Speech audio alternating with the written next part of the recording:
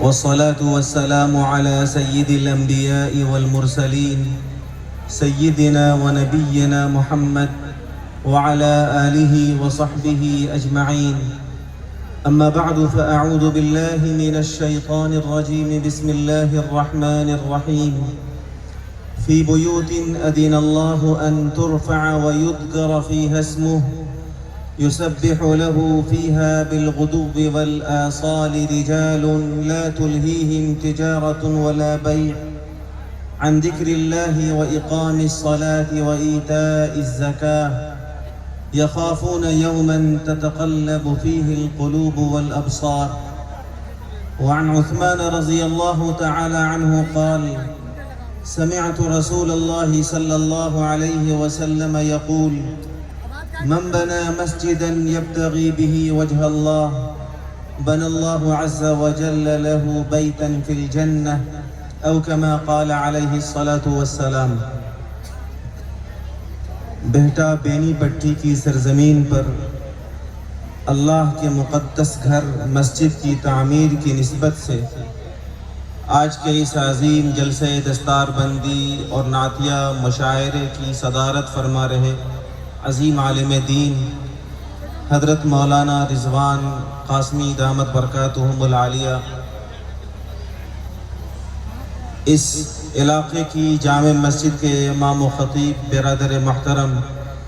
جناب حافظ سہیل صاحب، اور آج کے اس عظیم جلسے کی بہترین نقابت فرما رہے برادر محترم جناب مجاہد حسنین حبیبی صاحب،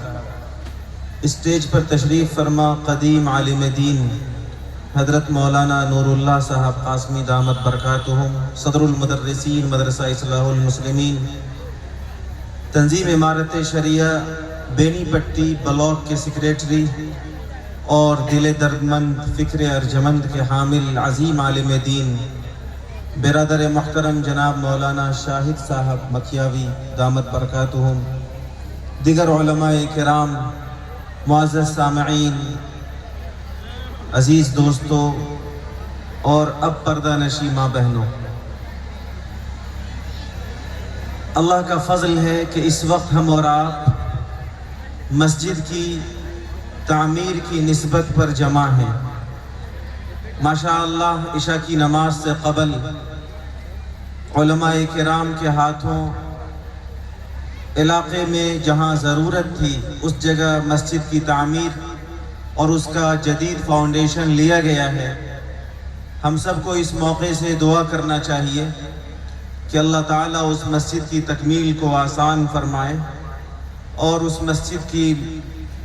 کو قبولیت عطا فرمائے، تمام رکاوٹوں کو اللہ تعالیٰ دور فرمائے۔ یہ بات یاد رکھنے کی ہے کہ مسجد کی تعمیر کے نسبت پر جب آپ جمع ہو کر دعائیں کرتے ہیں، یہ مسجد کو بنانے کے ساتھ جو دعائیں کی جاتی ہیں وہ دعا قبول ہوتی ہے، اور یہ کوئی ہوائی بات نہیں ہے بلکہ یہ قرآن مجید سے ثابت ہے۔ حضرت ابراہیم اور اسماعیل علیہم السلام نے جب اللہ کے حکم سے خانہ کعبہ کی تعمیر کی تو تعمیر کے وقت اور تعمیر کے ساتھ انہوں نے دعائیں کی، ربنا تقبل منا انک انت السمیع العلیم، اے ہمارے رب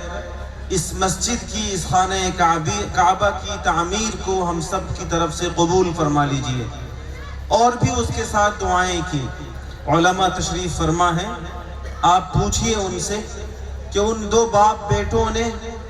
اللہ کے پاک پیغمبروں نے مسجد کی تعمیر کے وقت اور اس کے ساتھ جو دعائیں کی تھیں، اللہ تعالیٰ نے وہ ساری دعائیں قبول فرمائیں۔ لہذا ہم اور آپ خوش نصیب ہیں کہ اس موقع سے دعا کی مجلس میں بھی اور دینی مجلس میں بھی شرکت کر رہے ہیں۔ آپ اس جذبے، اس حوصلے کے ساتھ یہاں رہیے اور علماء کی باتوں کو سنیے کہ اس موقع سے آپ کی جو دعائیں ہوں گی، دین کی باتوں کے سننے کے ساتھ اس پر عمل کی جو فریاد آپ اللہ کی بارگاہ میں رکھیں گے، انشاءاللہ آپ کی دعائیں قبول ہوں گی۔ سیرت النبی کا عنوان لگایا گیا ہے اور مسجد کی تعمیر کا بھی موقع ہے۔ آپ کو اپنے شعراء سے ان کے کلام بھی سننے ہیں۔ میں صرف دو چند بنیادی باتیں آپ کے سامنے عرض کرنا چاہتا ہوں اور بڑی ذمہ داری کے ساتھ عرض کرنا چاہتا ہوں، اس لیے خاص طور سے ہمارے اس علاقے کے اور قرب و جوار کے جو ہمارے فکر مند احباب یہاں بیٹھے ہیں وہ پوری سنجیدگی اور پوری ذمہ داری کے ساتھ ان باتوں کو اپنے دل کے خانوں میں جگہ دیں۔ میرے بھائیوں، یہ بات یاد رکھیے کہ مسجدیں اسلامی سماج میں اور مسلمانوں کے معاشرے میں بڑی اہمیت رکھتی ہیں۔ مسجدوں کی صورتحال ایک اسلامی معاشرے کے لیے ایسی ہے جیسے بجلی کے پاور ہاؤس کی ہے۔ ہمارے گھروں میں جو بجلیاں ہیں،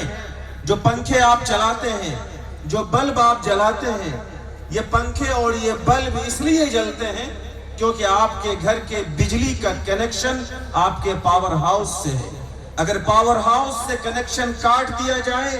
تو پنکھا چاہے آپ فلپس کا لگائیں یا ہیولز کا، بلب چاہے آپ دنیا کی سب سے بہترین کمپنی کا لگا دیں، نہ وہ روشنی دے سکتی ہے نہ وہ ہوا دے سکتا ہے۔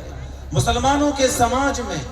جس گھر کا تعلق مسجد سے کٹا ہوا ہوگا اس کا اسلامی جنازہ بھی نکل جائے گا، اس کے ایمان کی شمع اور اس کے ایمان کے چراغ میں کوئی روشنی نہیں رہ سکتی ہے۔ مسلمانوں کے لیے مسجدوں کی مثال ایسی ہے جیسے مچھلی کے لیے پانی کی، کہ اگر مچھلی کو پانی سے آپ نکال دیجئے تو مچھلی تڑپ کر اپنی جان تو دے دے گی لیکن زندہ نہیں رہ سکتی ہے۔ ایک مسلمان بھی مسجد کے بغیر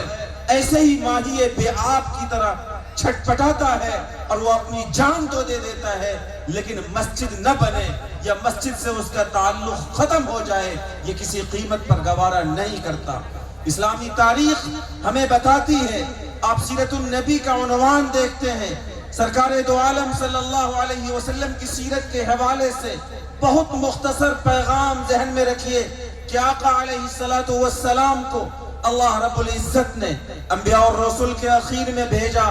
انبیاء اور رسول کے بالکل آخری کڑی میں ہمارے آقا علیہ السلام مبعوث کیے گئے۔ ارشاد ہوا وَلَكِنْ رَسُولَ اللَّهِ وَخَاتَمَ النَّبِيِّينَ، کہ یہ اللہ کے پیغمبر ہیں اور نبیوں کے سلسلے کے بالکل آخر میں آئے ہیں۔ لا نبی بعدی، آپ نے اعلان فرمایا کہ میرے بعد کوئی نبی نہیں آ سکتا، اور اس نبی کی بعثت ہمارے آقا رحمت للعالمین صلی اللہ علیہ وسلم کو اس دنیا کے اندر مبعوث کیا گیا۔ اس کا مقصد قرآن کریم نے بتایا، هو الذي ارسل رسوله بالهدى ودين الحق ليظهره على الدين كله، کہ اس آخری نبی کو آخری دین دے کر، قرآن دے کر اس لیے بھیجا گیا ہے تاکہ اسلام کو پوری دنیا پر غالب کر دیا جائے، دنیا کے تمام مذاہب پر اسلام کو غلبہ عطا کر دیا جائے۔ وہ اللہ جو پورے سنسار کا خالق ہے، اس کا دین، اس کی شریعت اس نبی کے ذریعے سے اور آخری نبی کے ذریعے سے دنیا کے تمام دینوں پر غالب کر دیا جائے۔ میرے غیور بھائیوں، سیرت کو اٹھائیے، وہ نبی جو اس مشن کے ساتھ آیا، وہ نبی جس کا مشن اور جس کا مقصد تھا کہ اسلام کو غلبہ عطا کیا جائے۔ حضور پاک علیہ السلام نبوت ملنے کے بعد 13 سال تک مکہ کی سرزمین پر رہے لیکن اسلام کو وہ غلبہ عطا نہیں ہوا۔ وہ مقصد جو اس پوری کائنات کے رب نے اس نبی کی بعثت کے ذریعے سے انسانوں کو بتایا، بظاہر وہ مکمل نہیں ہوا، لیکن ہمارے آقا جب مدینہ تشریف لائے اور مدینے میں آپ علیہ السلام نے 10 سال میں ایسی محنت کی کہ جس محنت کے نتیجے میں نہ صرف یہ کہ ایسے افراد تیار ہوئے بلکہ ایک ایسا سماج، ایک ایسا معاشرہ اور ایک ایسی سوسائٹی تیار ہوئی جس نے اسلام کا جھنڈا پوری دنیا کے اندر لہرایا، اور پھر اللہ رب العزت کا وہ وعدہ جس وعدے کے لیے اس آخری نبی کو مبعوث کیا گیا وہ وعدہ پورا ہوا۔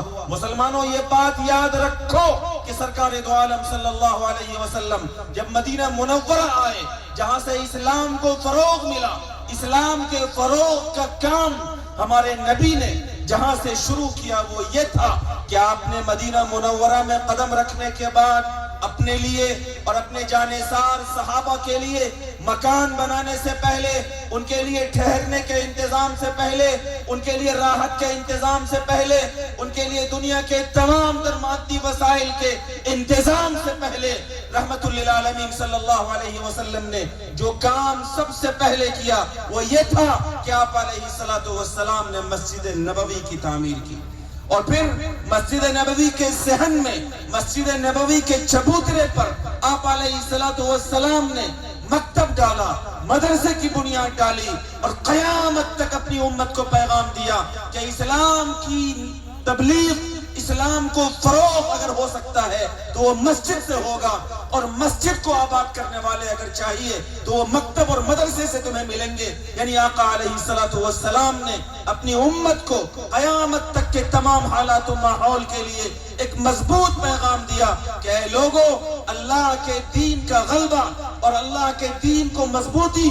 مسجدوں سے ملے گی، اور مسجدوں کو آباد کرنے والے مکتب اور مدرسوں سے ملیں گے۔ لہذا اگر تمہیں اپنے ایمان کی فکر ہے، اپنے اسلام کی فکر ہے، اپنے مذہب کی فکر ہے، اپنے ایمان پر استقامت کے ساتھ جمنا چاہتے ہو، اپنی نسلوں کو ایمان پر جمانا چاہتے ہو، تو نہ صرف یہ کہ مسجد بناؤ بلکہ مسجدوں کو آباد کرنے کے لیے اپنی نسلوں کو صفہ میں اور صفہ کے طرز پر کام کرنے والے پوری دنیا میں جہاں بھی مکاتب و مدارس ہیں ان مکاتب و مدارس میں پڑھاؤ، انہیں دین کے اعتبار سے ٹھوس بناؤ، تاکہ یہ بچے بعد میں چاہے دنیا کے کسی بھی میدان میں جائیں ان کا ایمان اتنا مضبوط ہو جائے کہ ان کا رشتہ اللہ کے گھر سے مضبوط رہے۔ میرے بھائیو، اسلام کی تاریخ کو اٹھائیے، یہی مسجد نبوی تھی جس مسجد نبوی کے اندر صحابہ کرام نے تربیت پائی، صفہ کے چبوترے پر حضور پاک علیہ السلام نے انہیں پڑھایا، اور پھر یہی وہ قافلہ تھا، یہی وہ کارواں تھا، یہی وہ جماعت تھی جس نے اسلام کی تبلیغ کی، اور جس کی قربانیوں کی بنیاد پر آج آپ بیٹھا کی سرزمین پر اپنے علماء کی باتوں کو سن رہے ہیں۔ میرے بھائیو، یہ ہے مسجدوں کی تاریخ۔ آج دنیا بھر میں جتنے مساجد موجود ہیں، جتنے مساجد بنیاد کی ڈالی جا رہی ہے، ان تمام کا کنیکشن اور ان تمام کا رشتہ اللہ کے اسی گھر مسجد نبوی سے اور اسی گھر خانہ کعبہ سے جڑا ہوا ہے۔ اس لیے بیٹا بینی پٹی کے مسلمانوں، دو باتیں ذہن میں رکھیے۔ ایک بات تو یہ کہ مسجد کی ظاہری عمارت بھی بنائیے اور مسجد کی باطنی تعمیر کی بھی فکر کیجئے۔ مسجد کی ظاہری عمارت جس کا فاؤنڈیشن آج ڈالا گیا، جس کی بنیاد ڈالی ہمارے بزرگوں نے، ہمارے علماء نے، سرکار دو عالم صلی اللہ علیہ وسلم نے مسجد بنانے والوں کے لیے فرمایا، من بنا مسجدا یبتغی بہ وجہ اللہ۔ میرا جو امتی، میرے امت کے جو لوگ اللہ کی رضا کے لیے، اللہ کو خوش کرنے کے لیے مسجدیں بنائیں گے، اللہ سبحانہ و تعالی جنت میں اس کے لیے گھر بنائے گا۔ یہ مسجد کی ظاہری عمارت کی فضیلت بتائی گئی۔ لہذا ہمارے جن پروجوں نے اس جگہ پر مسجد کے لیے زمین دی تھی، اور آج جن نوجوانوں کی کوششوں سے تعمیر اور اس کا فاؤنڈیشن لیا گیا، اور جن لوگوں کی قربانیوں سے انشاءاللہ یہ مسجد مکمل ہوگی، جن کا چندہ لگے گا، جن کی قربانیاں لگیں گی، یہ سارے لوگ اس بشارت کے اور اس فضیلت کے اور اس خوشخبری کے مستحق ہوں گے۔ یہ نہ سمجھیے کہ ہم غریب ہیں، ہم کیا دے سکتے ہیں اس مسجد کو۔ مسجد کا پروجیکٹ تو بڑا لمبا ہے، کروڑوں میں وہ مسجد بنے گی، 2.5 کٹھے کی زمین ہے، اور ہم لوگوں نے یہ مشورہ دیا کہ راستے کو بھی مزید چوڑا کیا جائے تاکہ مستقبل میں جب آبادی بڑھے تو مسجد تک کشادگی کے ساتھ گاڑی بھی پہنچ سکے۔ ممکن ہے کہ مزید زمینوں کی خریداری کی ضرورت پڑے، تو کروڑوں کا پروجیکٹ ہے۔ بینی پٹی کے اس مجمع میں ہمارا کوئی بھی بھائی اگر وہ ٹھیلا چلاتا ہے، اگر وہ مزدوری کرتا ہے، اگر اس کے پاس کچھ روپے ہیں، تو وہ اپنے حوصلے کو پست نہ کرے، وہ احساس کمتری کا شکار نہ ہو۔ یہ مائیں جو بیٹھی ہوئی ہیں، یہ اپنے آپ کو کم نہ سمجھیں کہ اللہ کے گھر کو بنانے پر جنت کی بشارت اور جنت کے ملنے کا جو وعدہ ہے وہ تو دنیا داروں کے لیے ہے، بڑوں کے لیے ہے جو مسجدوں میں لاکھوں دیں, جو مسجدوں میں کروڑوں دیں, اور جن کے پورے خرچے سے پوری مسجد کی بنیاد کا کام ہو جائے, جو 1 لاکھ کا بالو, 1 لاکھ کی گٹی اور 1 لاکھ کا سیمنٹ دے دیں. میرے بھائیوں سنیے, سرکار دو عالم صلی اللہ علیہ وسلم نے ایک دوسری روایت میں اپنی امت کے کسی بھی غریب فرد کو بھی اس فضیلت سے محروم نہ کیا. حضور نے ایک جگہ فرمایا کہ مفحص قطاط, اگرچہ وہ چڑیا کے گھونسلے کے برابر ہو. حضور فرماتے ہیں او اصغر, یا اس سے بھی چھوٹی مسجد ہو. محدثین نے لکھا ہے اس کا مطلب یہ ہے کہ اگر مسلمانوں نے اپنی حیثیت کے مطابق معمولی چندہ بھی مسجد میں دے دیا, آپ میں سے کسی کو حیثیت تھی کہ 1 بوری سیمنٹ دیں, آپ میں سے کسی کی حیثیت تھی کہ 1 ٹیلر گٹی دیں, آپ میں سے کسی کی حیثیت تھی کہ وہ صرف 100 روپے دیں, آپ کی حیثیت, آپ کی پوزیشن, آپ کی کیپیسٹی اللہ جانتا ہے جو آپ کا رب ہے. آپ نے حسن نیت کے ساتھ صرف اللہ کی رضا کے لیے جو دے دیا, خدا کی قسم اس فضیلت کے آپ بھی مستحق ہوں گے اور آپ کو بھی جنت کا وعدہ انشاءاللہ ملے گا. میرے بھائیوں اس کے ساتھ ساتھ مسجد کی تعمیر کا ایک دوسرا مطلب بھی یاد رکھیے. آج صورتحال یہ ہے کہ مسلمانوں کی آبادیوں میں بڑی عالی شان مسجدیں موجود ہیں. ابھی ذکر کیا گیا کہ رمضان میں مسجدوں کی آبادی کی صورتحال یہ تھی کہ مسجد میں گیٹ تک نمازی موجود تھے. اب صورتحال یہ ہے کہ فجر میں چلے جائیے, ظہر میں چلے جائیے, معمولی تعداد میں نمازی موجود ہوتے ہیں. یہ بات یاد رکھیے کہ مسجد کی جہاں ظاہری تعمیر اور اس کا کنسٹرکشن ہمیں مطلوب ہے, وہیں مسجد کی تعمیر کی یہ فضیلت اور اس پر اتنا بڑا ثواب اس لیے ہے کیونکہ اس کا کام بڑا ہے, اس کا مشن بڑا ہے, اس کا مقصد بڑا ہے. مسجدوں کی صورتحال مسلمانوں کے لیے ایسی ہے کہ مسلمانوں کے تمام تر مسائل مسجدوں سے حل کیے جاتے تھے. سرکار دو عالم علیہ السلام ایک قاضی کی حیثیت سے آپ کا دارالقضاء مسجد میں ہوتا تھا, آپ مسجد میں فیصلے کرتے تھے, آپ مسلمانوں کے تمام تر معاملات مسجد میں حل کرتے تھے. یعنی مسلمانوں کی اجتماعی زندگی اور ان کی سوشل لائف کی تمام تر تعمیری اور ترقی چیزیں سرکار دو عالم علیہ السلام مسجد کے اندر انجام دیتے تھے. میرے بھائیوں مسجد کی تعمیر کی جو باطنی, اس کی جو روح ہے وہ دراصل اسلام ہم سب سے چاہتی ہے, اور وہ یہ کہ ہماری آبادی کے ہر بالغ شخص کا تعلق اللہ کے گھر سے جڑا ہوا ہو. میرے بھائیوں اور بزرگوں سرکار دو عالم علیہ السلام نے ایک روایت میں ارشاد فرمایا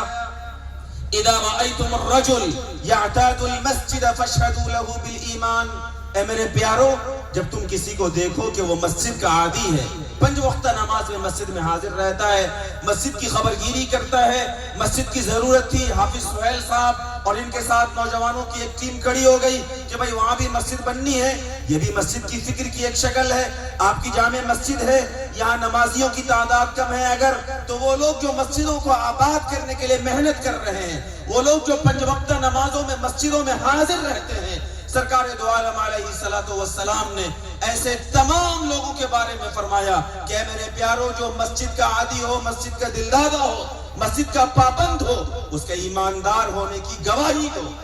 نہ صرف یہ کہ سرکار گواہی دے رہے ہیں بلکہ حضور نے اپنی امت کو فرمایا کہ اس کے ایمان والے ہونے کی گواہی دو. اب ہم لوگ دیکھ لیں ہمارا تعلق مسجد سے کیسا ہے. کیا نمازوں میں ہماری حاضری ہوتی ہے؟ کیا 5 وقتہ نمازوں میں ہم مسجد میں حاضر ہوتے ہیں؟ میرے بھائی اور بزرگوں یہ بات یاد رکھیے, آج ہم اپنے سماج کی ڈھیر ساری خرابیوں کا شکوہ کرتے ہیں. انہی خرابیوں میں سے ایک بڑی خرابی یہ ہے کہ آج ہمارے گارجین اپنے بچوں کے بارے میں شکایت کرتے ہیں, میرا بیٹا ایسا, قاضی صاحب بات نہیں مانتا, مفتی صاحب سمجھاتا ہوں سمجھتا نہیں ہے, وہ نشے کا عادی ہے, وہ غلط صحبت کا عادی ہے, یہ موبائل کا رسیا ہے, وہ جوئے کا عادی ہے. 1000 شکایات ہمیں اپنے نوجوانوں سے ہوتی ہے. میرے بھائی اور بزرگوں سرکار دو عالم علیہ السلام کی مجلس میں ایک موقع سے ذکر کیا گیا, ایک شخص کی شکایت کی گئی کہ یا رسول اللہ فلاں آدمی رات کو نماز پڑھتا ہے اور جب صبح ہوتی ہے تو چوری کرتا ہے. عجیب شکایت تھی, توجہ کے ساتھ سنیے بات سمجھ میں آئے گی. حضور کے پاس شکایت کی جا رہی ہے کہ رات کو نماز پڑھتا ہے اور صبح ہوتی ہے تو چوری کرتا ہے. سرکار دو عالم علیہ السلام نے فرمایا فکر نہ کرو, اس کی نماز اسے روک دے گی. ان قریب اس کی نماز اسے چوری سے روک دے گی۔ میرے بھائیوں، ان تمام لوگوں کے لیے ایک نسخہ جو اپنی اولاد اور اپنے معاشرے کی خرابی کا رونا روتے ہیں، آپ صرف ایک نسخہ اپنا لیں۔ آپ سمجھا کر تھک گئے، آپ نے نوجوانوں پر بڑی محنت کر لی، معاشرے کی اصلاح کی بڑی کوشش کر لی، آپ کا کوئی نسخہ کام نہیں کرتا۔ آپ صرف